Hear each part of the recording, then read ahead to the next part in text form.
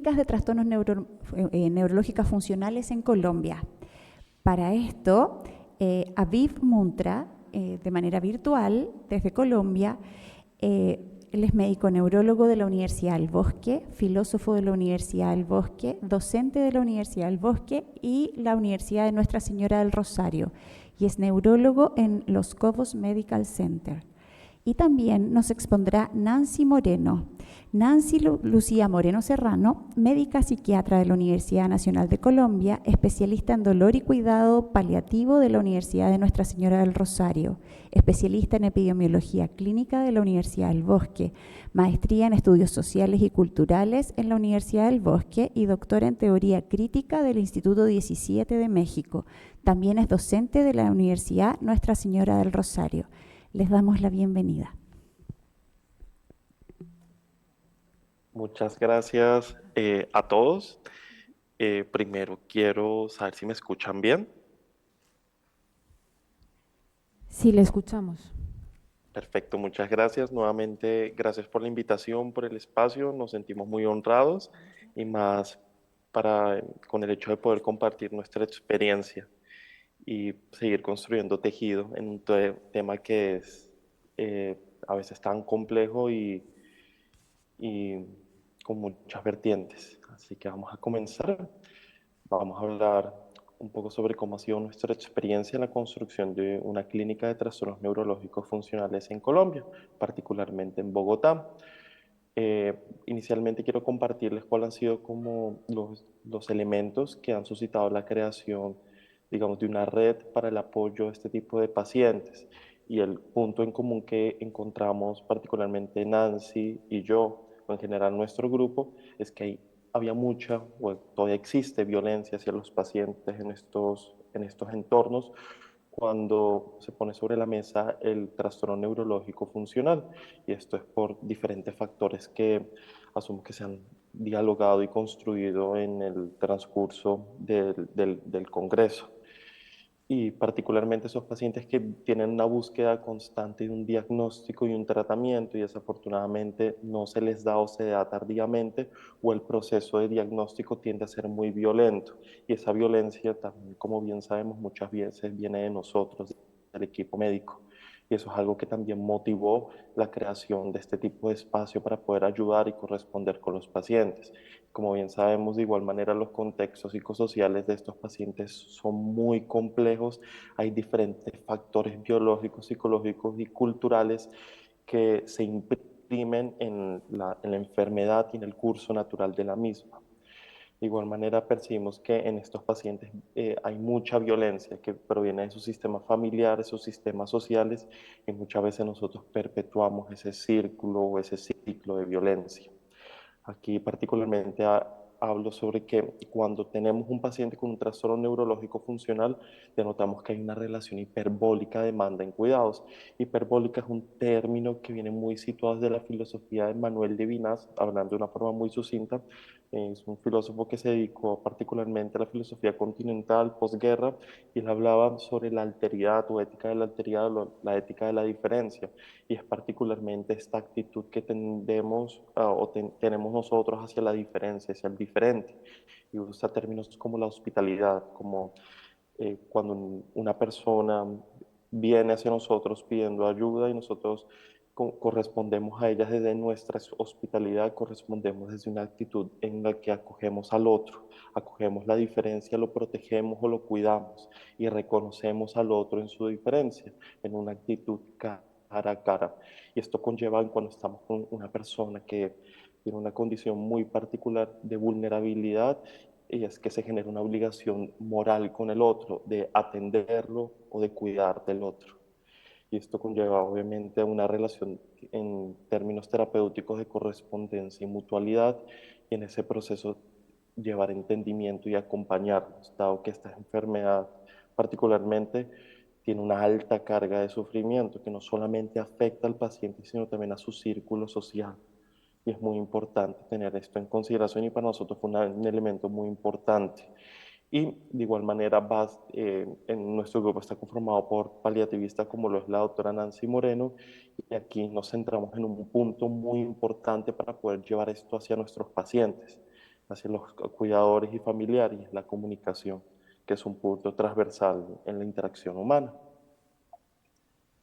¿Cómo se estructura esta iniciativa? Particularmente, nosotros tenemos un grupo de trabajo que se estructuró más o menos en el 2024, enfocado en trastornos psicosomáticos, en fenomenología del sufrimiento, cuidado paliativo neurológico y terapias de desensibilización traumática. Este grupo estaba conformado por una psiquiatra paliativista, una paliativista algesióloga, una psicóloga clínica, una anestesióloga y un neurólogo, y particularmente discutíamos pacientes con dolor crónico, multifactorial, pacientes con antecedente de trauma complejo en contexto de trastorno de estrés postraumático, sensibilización central al dolor y trastornos neurológicos funcionales.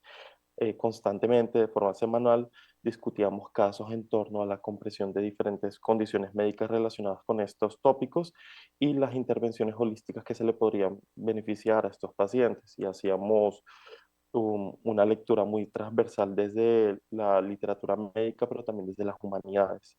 Y particularmente nuestro objetivo era entender y tratar síntomas complejos, en este caso, particularmente en neurología. Este es el sitio de trabajo donde realizo mi práctica. Es una clínica que queda en Bogotá y Colombia, se llama Los Cobos Medical Center. Es una clínica que está vinculada a una universidad, que es la Universidad del Bosque, justo al lado de la clínica. Aquí podemos ver un poco sobre, de una forma muy sucinta, la estructuración de la clínica. Tiene en promedio unas 300 camas de hospitalización, tiene dos torres, una de 15 pisos y la otra de 6 pisos, en una institución de cuarto nivel de atención donde se cuentan con un importante número de especialistas o especialidades para la atención de pacientes con patologías muy complejas, y se encuentran vinculados 30 programas de posgrado en el área de la salud que hacen parte de esta universidad. En Colombia particularmente funcionamos con convenios con aseguradoras, y nosotros vemos particularmente mucho la población que hace parte de esta aseguradora denominada Compensar EPS, y un plan complementario de Compensar que se llama Plan Complementario, y manejamos en promedio, estas aseguradoras manejan cerca de 1.800 personas, 1.800.000 personas afiliadas, y en el plan complementario cerca de 250.000. ¿Cómo inició parte de este proceso? Inició particularmente pacientes que venían hospitalizados en los últimos 2 años en la clínica con diagnóstico de trastorno neurológico funcional. Evaluamos entre los neurólogos, en conjunto con la doctora Nancy Moreno, eh, las características clínicas de ellos, sus contextos clínicos, pero particularmente algo que nos llamó mucho la atención era que tenían muchas barreras de acceso, y había muchas limitantes en la comprensión de su enfermedad, y lo que buscábamos en este proceso era formas de cómo podríamos mejorar esto. Creamos vínculos o puentes de trabajo entre fisiatría, todo el grupo de rehabilitación, psiquiatría y neurología, y tratamos de crear una ruta para los pacientes con trastorno neurológico funcional. Desde que ingresaban a urgencias, se les daba egreso hospitalario y de igual manera en su seguimiento ambulatorio, tratando de mantener siempre una vía de comunicación oportuna, óptima entre el equipo y el paciente. Este es parte del grupo de trabajo, algunos de los neurólogos que hacen parte de la clínica. Aquí tenemos el grupo de rehabilitación de la clínica, los COS Medical Center. Y algo que nos pareció muy importante y que lo mencionaban en las charlas es que hay que educar al personal donde uno está en relación con el trastorno neurológico funcional, porque es una enfermedad que tiene, como bien sabemos, un estigma, una alta carga social, y muchas veces dentro del sistema médico podemos infligir algún tipo de daño o revictimizarlos. Por eso para nosotros la educación fue y sigue y continuará siendo fundamental en el manejo de estos pacientes, educando a nuestro entorno laboral, haciéndolo un entorno más amigable, más seguro para ellos. Las sesiones educativas o académicas de trastorno neurológico funcional se llevan con cierta regularidad y están enfocadas a médicos generales, enfermeros, técnicos en enfermería, médicos internistas. También han participado cardiólogos, también grupo de personal que hace parte del grupo de psiquiatría, psicología, fisiatría, terapeutas físicos, ocupacionales, fonoaudiólogos, inclusive radiólogos. ¿Cuáles son los logros que hemos obtenido durante este proceso? Los pacientes son tratados de su ingreso con protocolos estandarizados. Se homogeniza la información que se utiliza con ellos y de igual manera entre los conceptos que usamos en los profesionales. Hay intervenciones interdisciplinares enfocadas con objetivos definidos y a pesar de que sean protocolos estandarizados, estas medidas son individualizadas y muy contextuales. Todos los pacientes con TNF hospitalizados se van con un plan digamos, en nuestros términos le decimos un plan hospitalario domiciliario, que es un recurso en que se le hacen terapias de forma domiciliaria al paciente, se le garantizan mensualmente un número de terapias eh, si cumplen algunos requisitos basados en funcionalidad o movilidad en relación con la enfermedad y digamos que eso ha sido una piedra angular en el manejo y en la rehabilitación de estos pacientes porque se les asegura una medida de rehabilitación dentro de su proceso terapéutico, dado que esta fue una de las barreras que también habíamos encontrado en nuestro proceso de estructuración de la clínica. Otra de las barreras o dificultades que vimos en el proceso es que habían unas limitantes en el seguimiento ambulatorio o extrahospitalario de rehabilitación, así como desde psiquiatría, porque es una población importante la que manejamos. Y de igual manera, algo que es muy transversal, no creo que solamente en nuestro nicho, sino en otros más, es que las medidas psicoterapéuticas y particularmente las medidas psicoterapéuticas muy situadas o muy contextuales para ellos, no las cubre nuestro sistema de salud, lo que lleva obviamente un gasto del bolsillo de parte del paciente, la familia, los cuidadores, para poder sostener esta medida. ¿Cómo resolvimos estas dificultades? Principalmente como vimos que teníamos esta limitación con el servicio de fisiatría o rehabilitación, nos contactamos directamente con la institución que brindaba rehabilitación o brinda actualmente más el servicio de rehabilitación a los pacientes que hacen parte de esta aseguradora. Hicimos un contacto directo con ellos y de igual manera ahí se encontraba vinculado también el posgrado de fisiatría y rehabilitación de la universidad a la que hacemos parte. Eh, en esta institución hemos hecho varias sesiones de educación y también hemos ofrecido la posibilidad de realizar juntas médicas para participar en los procesos terapéuticos de estos pacientes y en las juntas médicas para definir sobre todo temas de incapacidad o discapacidad, pérdida de la capacidad laboral y en ella pues participamos nosotros en conjunto con los fisiatras, los terapeutas y los residentes de esta especialidad. Una reflexión importante que surgió en este proceso es que si bien es muy importante llevar entendimiento y apertura a nuestro sitio de trabajo, esto debe expandirse y llegar a la comunidad en general, por lo que en nuestro trabajo comenzó a salirse de la institución donde hacemos parte. ¿Cómo llegamos a la comunidad académica y científica? Principalmente a través de la educación médica como un primer eslabón. Hicimos promoción a través de eventos gremiales, hicimos diferentes charlas y se familiarizaron estos temas de una forma interdisciplinaria. Aquí podemos ver algunas fotos de algunas de las sesiones educativas donde se involucraron diferentes profesionales de diferentes especialidades o áreas de la salud dentro de la medicina y hablamos sobre particularmente la aproximación y generalidades relacionadas con el trastorno neurológico funcional, así como la efectividad de todas las intervenciones eh, holísticas que llevan estos pacientes. Algunos logros sobre las sesiones de difusión que hemos tenido sobre trastornos neurológicos funcionales. Estas son algunas de las instituciones donde hemos podido llevar las charlas. Han participado estudiantes de medicina y fisioterapia, médicos generales, enfermeras, terapeutas médicos, pediatras, que para ellos era un síntoma muy muy presente sobre cómo poder ayudar a estos pacientes, así como para los médicos internistas, que ellos participaban de una forma también transversal en los procesos diagnósticos y terapéuticos de ellos, los psiquiatras, psiquiatras enlaces, psicólogos clínicos, neuropsicólogos, también personas con maestría y doctorado en neurociencias, y nos llevamos la sorpresa que algunas de estas personas también estaban estudiando temas relacionados con trastornos neurológicos funcionales, neuropediatras, neurólogos de diferentes áreas o subespecialidades, genetistas inclusive, porque a los genetistas también les llegan a veces este tipo de pacientes y les generan un alto grado de incertidumbre, trabajadores sociales, residentes de todas las áreas anteriormente mencionadas. Y de igual manera, a nivel gremial, nos pareció muy importante difundir esto, así que creamos varios espacios en conjunto con la Asociación Colombiana de Neurología para poder hablar de estos tópicos. relacionados con trastornos neurológicos funcionales. Y ahora los dejo con la doctora Nancy Moreno, quien va a hablar de la segunda parte de esta charla. Bueno, buenos días a todos y muchas gracias por la invitación. Me siento muy honrada. Quisiera saber si me están escuchando bien. Sí, la oímos bien, doctora. Muchísimas gracias. Entonces, voy a hablarles un poco qué es travesía, qué es el método psicoterapéutico que estamos aplicando en la clínica de trastornos neurológicos funcionales. Y lo que hicimos fue una modalidad de terapia integrada. Lo desarrollamos para síndromes de sensibilización central al dolor, como fibromialgia, colon irritable, dolor pélvico crónico, cefalea crónica diaria.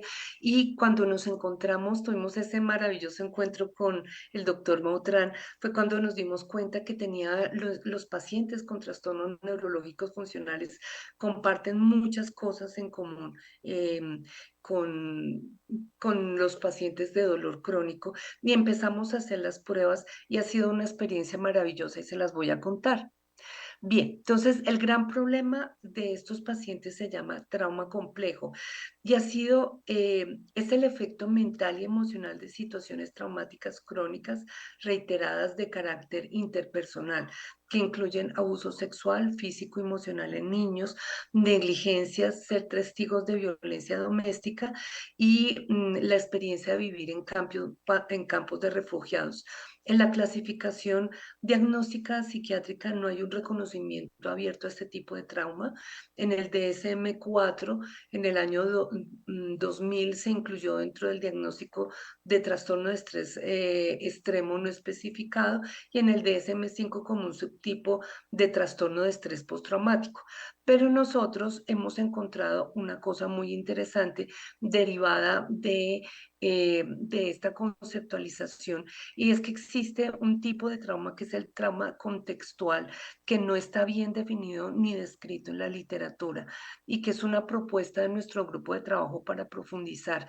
Y es que es el trauma interpersonal donde quizás usted no identifique, me sucedió una cosa grave, pero es repetido, genera situaciones negativas de tipo interpersonal, con humillaciones, con exclusiones, y la persona no se puede defender porque el contexto no se lo permite ni huir, o si lo hace empeora la situación porque hay amenaza de pérdida, exclusión, daño o asimismo a seres queridos, e incluye muchas pérdidas simbólicas. Aquí se caracteriza por tener una autoridad disfuncional, reglas incoherentes o ignorar la agresión. O sea, aquí no pasó nada. Digamos que los ejemplos más floridos son el matoneo escolar y el acoso laboral, pero hay otros se dan es contextualmente y que estamos encontrándolos muy frecuentemente en este tipo de pacientes. Siguiente.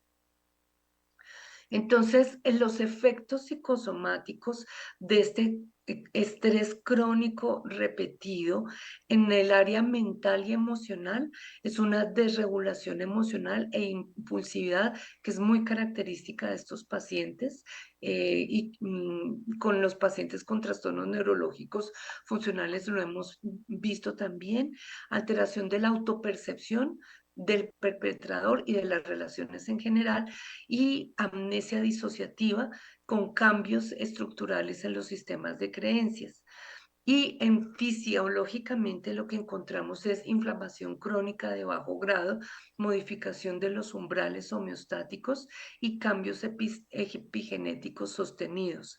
La desregulación del sistema nervioso autónomo incluyó la activación recurrente del sistema vagal dorsal, que es una pequeña porción del nervio vago que fue descrita por Stephen Porges y que es un vago no mielinizado y es el que media la respuesta de colapsamiento y disociación. Entonces, estos son pacientes que están todo el tiempo estresados, acelerados, y como entran en estados disociativos con estrés mínimo de la vida cotidiana, Entonces, hacen estados de incoherencia fisiológica, pasan del aceleramiento extremo al enlentecimiento extremo, y no es raro ver en estos pacientes síncopes y otro tipo de trastornos cardiovasculares asociados a este fenómeno neurofisiológico. Los fallos son sistémicos y es una llamado de atención en que hay que ver no solamente la neuroinflamación que se manifiesta en el trastorno neurológico funcional, sino que también estos son pacientes con dolor por sensibilización central y con depresión y ansiedad, y es muy frecuente encontrar alteraciones metabólicas, inmunológicas, cardiovasculares y gastrointestinales. Siguiente. Entonces, esta metodología lo que intenta es integrar varios tipos de terapia, pero la base fundamental está en la terapia de sensibilización traumática tipo MDR, que la modificamos porque hay un problema muy grave con el MDR, es que necesita que el paciente recuerde todo lo que le pasó. Y estos son pacientes que tienen amnesia disociativa y que tienen umbrales disociativos muy bajos. Eso hace que no pueda aplicarse la técnica estándar. Y al reconceptualizar el tema, creamos otra forma de hacer la estimulación. Utilizamos estimulación táctil continua y hacemos utilizamos las rutas interoceptivas que el paciente puede identificar a través de qué es lo que siente y qué es lo que interpreta de lo que siente, y para eso utilizamos metodología simbólica que ya ahora les muestro. Una vez que tenemos esa recuperación de los sentimientos problema y de las sensaciones problemas, durante toda la terapia el paciente está con estimulación táctil y establecemos el contexto. Y el contexto es muy importante, y aquí nos unimos a los desarrollos de la terapia sistémica, porque muchos de los problemas que cronifican y que hacen que estos pacientes no puedan salir de acá tienen que ver con estos reforzadores de tipo sistémico. Hay que hacer una comprensión de valores y tendencias transgeneracionales, porque aquí el tema de las creencias familiares es fundamental, y la desensibilización de memorias traumáticas emergentes. Cuando estamos en terapia, no es raro que empiezan a surgir, se integra la memoria episódica y empiezan a surgir las memorias traumáticas, para este tipo de memorias, ahí sí utilizamos estimulación ocular estándar como se hace en el MDR. Pero también vemos que son pacientes que tienen una alteración permanente en su forma de relacionarse. Y para esta conceptualización utilizamos la teoría de los esquemas de Jeffrey Jung, que él nos dice que establecemos ciertos esquemas de relacionamiento en los cuales también tenemos conductas compensatorias, muchas de ellas son adictivas, y hacemos protocolos de intervención en crisis. Es muy importante que ellos entiendan que deben intentar manejar sus crisis, y diseñamos el protocolo con ellos empleando técnica cognitivo-conductual, utilizamos mindfulness. Cuando reforzamos el aprendizaje experiencial y tenemos un diario de logros. Esto es porque estos son pacientes que tienen como una ceguera a sus propios logros y a sus cosas positivas, y por eso no se pueden regular emocionalmente. Siguiente. Entonces, esta es como las cartas que diseñé con ayuda de un artista, donde intentamos que ellos entren en contacto con sus estados emocionales. Hay otras cartas que son de uso común, em, que son las cartas COPE o las cartas personas, que también se consiguen fácilmente en los diferentes países de Latinoamérica. Y con estas cartas lo que hacemos es la metodología de familiogramas sensoriales, vemos las situaciones problemáticas con ellos hasta que ellos logran conectarse con el sentimiento y la emoción y lo podemos desensibilizar. Siguiente. Bien, ¿cómo ha sido como la aplicación en los trastornos neurológicos funcionales? Entonces, primero hacemos una evaluación porque tenemos que evaluar la elegibilidad con el compromiso de iniciar travesía, porque esto es una forma de psicoterapia. Algunos de estos pacientes vienen muy maltratados por el sistema médico y pueden desear curas mágicas o de manera secundaria establecer sistemas de ganancia secundaria o interaccional o desean vengarse y cuando están en este estado no participan activamente.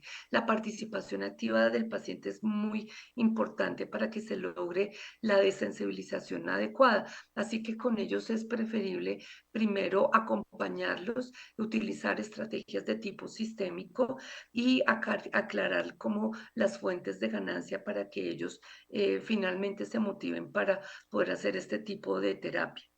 Hay que revisar también los factores pronósticos, como es la funcionalidad, la presencia de depresión y ansiedad. Es muy importante que si es moderada, severa, estén adecuadamente tratados con psicofármacos. Mirar también el manejo del dolor. Muchos de estos pacientes de manera iatrogénica se han hecho adictos a opioides fuertes. Entonces tenemos que establecer formas de empezar a reducir paulatinamente y a entender el fenómeno del dolor crónico y tienen secuelas en el relacionamiento y secuelas sociales, que es lo que los otros ponentes han dicho en esta mesa acerca de todo el estigma social, ocupacional y laboral que ellos padecen. También encontramos que es muy importante mirar la afectación de otros sistemas porque también interfieren muchísimo. Entonces, por ejemplo, muchos de ellos tienen enfermedades autoinmunes que no alcanzan los criterios para diagnosticar lupus o esclerodermia, pero que clínicamente son llamativos y son interfirientes. Muchos de ellos padecen artritis clínicamente significativas o alteraciones graves en la piel y de tipo inflamatorio. Y también es notorio con ellos que tienen muchos síntomas gastrointestinales y casi que los síndromes de intestino irritable son como muy comunes en ellos, así como los cambios hormonales que están relacionados con fatiga extrema y problemas o de caquexia, de una gran dificultad para mantener las reservas energéticas o de obesidad. Siguiente. Entonces, durante el encuadre, hay que advertirle algo muy importante a los pacientes, es que la estimulación bilateral genera cambios fisiológicos ahí mismo en la terapia. Y esto hace que ellos queden muy agotados e incluso que puedan tener exacerbación del dolor y lo que ellos dicen pensadera, con que es como vienen muchas comprensiones y algunas imágenes de memorias traumáticas relacionadas o de comprensiones de otras situaciones que les dan elementos positivos y puede haber una reexperimentación traumática leve. Entonces, durante ese encuadre les explicamos que en los primeros 3 días se van a sentir agotados y que esto hace parte de la terapia. Ellos lo entienden y lo que se les indica es, por favor, descanse, duerma bien, aliméntese bien, enseñamos el protocolo de mindfulness para que ellos se puedan relajar y lo puedan manejar. Y de manera espontánea, hacia el tercer día, se activan energéticamente y empiezan a ser muy activos en terapia y la mejoría funcional cotidiana se hace muy notoria. La intervención familiar suele ser necesaria antes de comenzar para aclarar las expectativas y las recaídas pueden existir, pero ellos como están en un ciclo de desesperanza, cuando ven una mejoría rápida hay una recaída, entran otra vez en el ciclo de desesperanza. Entonces hay que también acompañarlos para que salgan de ahí y sigan el proceso hasta que lo logren estabilizar. Hay que reducir muchísimo la estigmatización, que no solamente es social, sino que al interior de la familia puede ser retraumatizante y grave. También aclarar que la intervención es interdisciplinar, así que ellos deben estar en tratamiento de rehabilitación integral, estar haciendo su seguimiento con neurología, con fisiatría y con psiquiatría. Y cuando hay otras especialidades, por ejemplo, reumatología o gastroenterología, nos aseguramos que sean especialistas que ya tengan la formación en trastornos neurológicos funcionales y que nos ayuden, aporten positivamente al manejo interdisciplinar. Siguiente. ¿Y cuáles son los resultados que ya hemos tenido? La mejoría funcional es muy rápida. En promedio, hacia la cuarta sesión ya están teniendo estabilización en la mejoría funcional. La medimos con escala de Bartel y ellos nos cuentan también las cosas que son significativas para ellos. También encontramos que el alivio del dolor sostenido se da más o menos hacia los 3 meses y eso nos permite empezar a revisar la polimedicación con la que vienen y empezar a hacer una reducción de medicaciones que siempre debe ser muy gradual y poder atender los casos de adicción a opioides que ya nos han llegado. También empiezan a mejorar muchísimo su rendimiento en terapia física, ocupacional y de fonoaudiología desde la primera cita. O sea, el efecto es muy rápido. Y en el relacionamiento social, más o menos hacia el mes, aparece conducta asertiva sin que se haya aplicado algún protocolo específico para que lo tengan. Entonces, ha sido como muy interesante para nosotros todo lo que hemos logrado aprender con ellos. Siguiente. Entonces, como conclusiones también de nuestro grupo de trabajo, encontramos que la educación y la formación de todo el personal de salud es una piedra angular para crear conciencia, disminuir estigma, crear una comunidad académica y ayudar a los pacientes, familias y cuidadores, porque a veces se generan situaciones disfuncionales con familia y cuidadores, y al paciente también toca sacarlo de la desesperanza. Crear protocolos estandarizados en el manejo de estos pacientes es fundamental, pero también tenemos que tener en cuenta que ellos tienen muchas cosas individuales y contextuales. Entonces, aprender a desarrollar los protocolos individualizados y contextuales también es muy importante y tenemos metodología específica. Hay que trabajar en red y crear grupos de trabajo y discusión para optimizar la atención de estos pacientes. También es muy importante que entendamos que una muy buena actitud para nosotros es ver todo el enriquecimiento que nos hacen estos pacientes con todo lo que aprendemos de ellos y con todo lo que podemos compartir, porque este es un campo que es emergente, en el cual hay mucho que desarrollar. Los enfoques interdisciplinarios, multidisciplinarios y transdisciplinarios. Cuando comenzamos, pues nos tocó multidisciplinario. Les voy a explicar un poquito cuál es la diferencia. Multidisciplinario es cuando tú interconsultas, pero quien te recibe la interconsulta no conoce bien como las definiciones y el esquema de trabajo. Hacemos una auténtica interdisciplinaridad cuando al colega al que remitimos, él entiende de qué estamos hablando, maneja la misma metodología y sus intervenciones están alineadas con la filosofía del grupo y la forma de ayudar al grupo. Transdisciplinarios cuando tenemos la gran fortuna de estar todos en el mismo lugar y poder conversar cada caso, discutirlo y hacer un sistema de aprendizaje continuo. Nosotros todavía estamos en el nivel interdisciplinar y con algunas especialidades, por ejemplo, con reumatología, todavía somos multidisciplinares, pero nuestra pretensión es poder llegar a la transdisciplinariedad.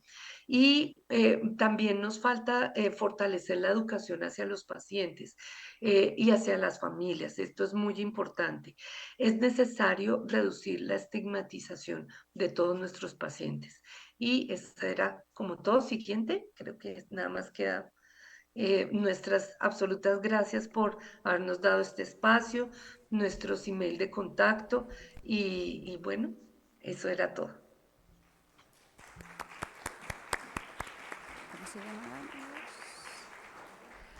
Muchísimas gracias por tan hermosas presentaciones. ¿Hay alguna pregunta aquí para los doctores?